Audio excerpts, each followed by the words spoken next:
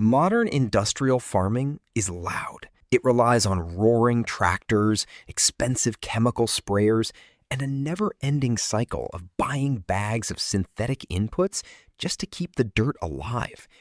But if you ask a true master of the craft, they'll tell you that the most sophisticated agricultural system on Earth doesn't require a single machine. It requires an ancient blueprint. For decades, this farmer has bypassed the commercial traps. He doesn't rely on industry. He relies on an unbeatable, multi-generational legacy of biological engineering. He views his field not as dirt to be forced, but as an ecosystem to be orchestrated. And his strategy relies on a flawless, three-part alliance.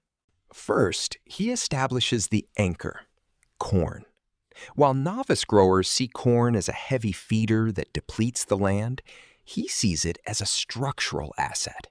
He breeds it to be a living skyscraper, a strong, vertical spine designed to reach for the sun and hold the weight of what comes next. Next, he deploys the engine, pole beans. He times this placement perfectly, waiting until the corn is exactly 8 inches high so the climbing vine doesn't choke the young stalk. As the bean climbs, its roots host a massive colony of rhizobium bacteria, pulling nitrogen directly out of the air and pumping it straight into the soil for the corn to drink. It's a real-time, zero-cost trade of energy and support. Finally, he seals the system with the shield, squash. He plants them precisely halfway between the mounds. The massive leaves create a living canopy that drops soil temperatures by 15 degrees and slashes evaporation by 60%.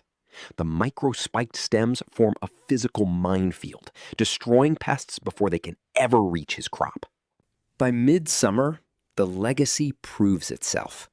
While others are burning fuel, spraying chemicals, and watching their water bills skyrocket, his ecosystem is entirely automated.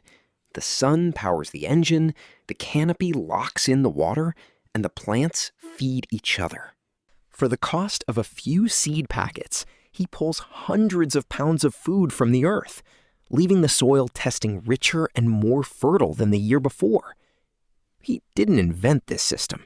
He mastered it. And he proves every single season that the ultimate form of intelligence isn't fighting nature with chemistry.